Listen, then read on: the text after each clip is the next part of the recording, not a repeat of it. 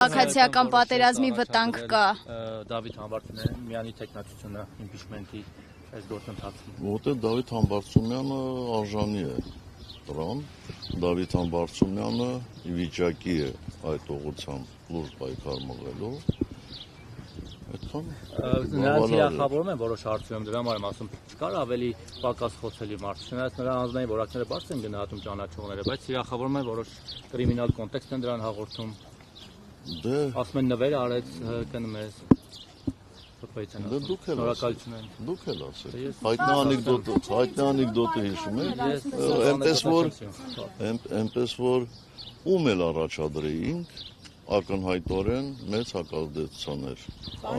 արժանանալու, եւ այդ մասին ես ձեզ ասել եմ, երբ որ հարցրել եք ինչու տեխնացու չենք առաջադրում, ես ասացի, որ մեր պարագայում հակազդեցությունը շատ մեծ է։ Կարծում եմ հիմա դրանում համոզվեցիք։ Բայց ասում եք նաև իշխանության չեք հավակնի, փաստորեն հավակնում եք, պարոն Սարգսյան։ Ձեր հարցը, այսպես ասեմ, ձեր տրամաբանությամբ շատ սենց նուրբ պատրաստված է։ Այո, մենք իշխանության չենք հավակնում։ Այս պայքարը ոչ թե իշխանության համար է, այլ իշխանափոխության համար է։ Միթե պարզ չի բոլորիս համար։ Իսկ հնարավոր է իմպիչմենտը դառնա այդ տրիգերը, որ կարող է իշխանափոխություն առաջ բերել։ Ումով ուզում է, մենակ իշխանափոխություն լինի։ Չեն կարող մրիչերն մրջուն ընկնել։ Ոչ, որտեվ սա մուրջ չի։ Սա ճահիճ է, ճահիճ։ Սարգսյան քաղաքացիական պատերազմի վտանգ կա։ Իմպիչմենտի գործընթացը, որ գեներացվի փողոցն է, պարոն նախագահ։ Իհարկե գեներացվելու է, բայց առանց փողոցի ոնց կլինի։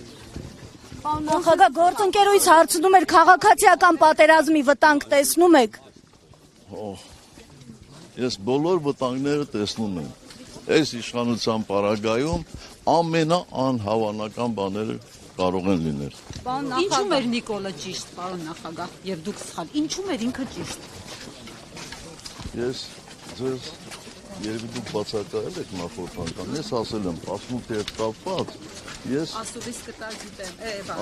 բայց դե գիտեք հիմա ինչու եք նորից այդ հարցը բարձրացնում։ Պարոն նախագահ, ասացին։ Բայց կա մի հարց, որում ճիշտ է։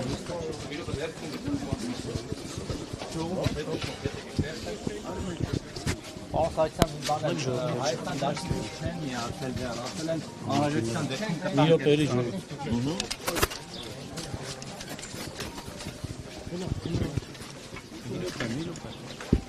Հայաստան դաշինքի հայտարարությանը ինչպես կարձագանք է, որովհետև ասել են կարծես թե հետևյալն է, որ դուք բերեք նաև ՔՊ-ի պակասող ձայները կամ այլ պակասող ձայներ, մենք էլ մեր 28 ձայնը կտանք ձեզ։ Բա դուք իրենց հարցրեք, բայց որպեսզի դուք էլ տեղյակ լինեք, ես կարծում եմ, որ վաղը բանակցություններ են տեղի ունենալու Հայաստան դաշինքի եւ պատիվ ունեմ խմբակցությունների միջև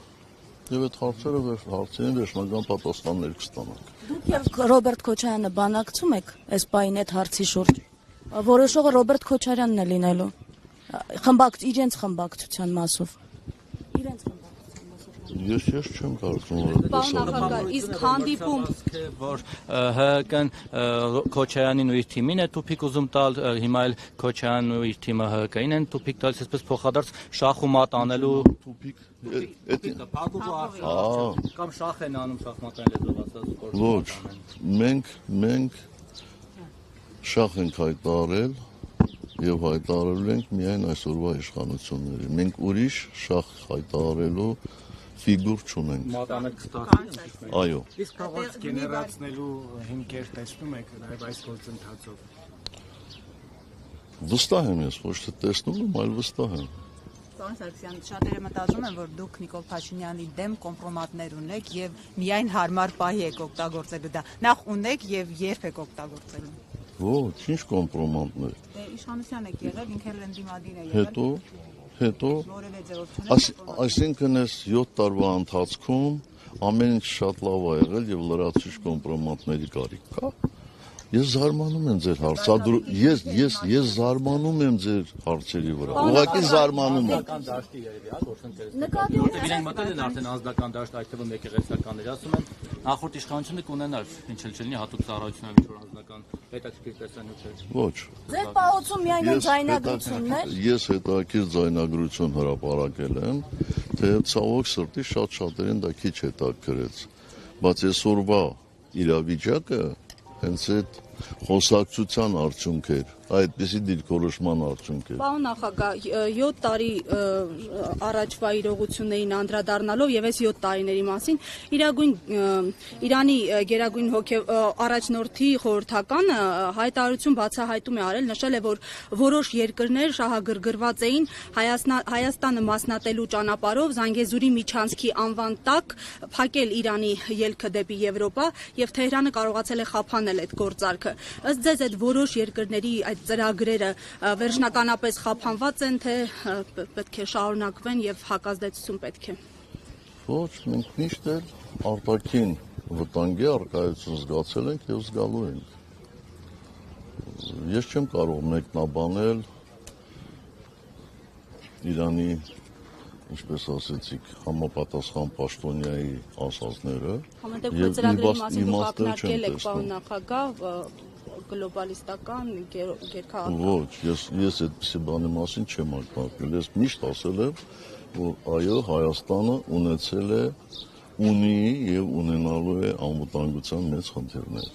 Նախագահ արդեն 6-րդ անգամն է Արցախի նախագահ Սամվել Շահրամանյանին հարցաքննության են կանչում։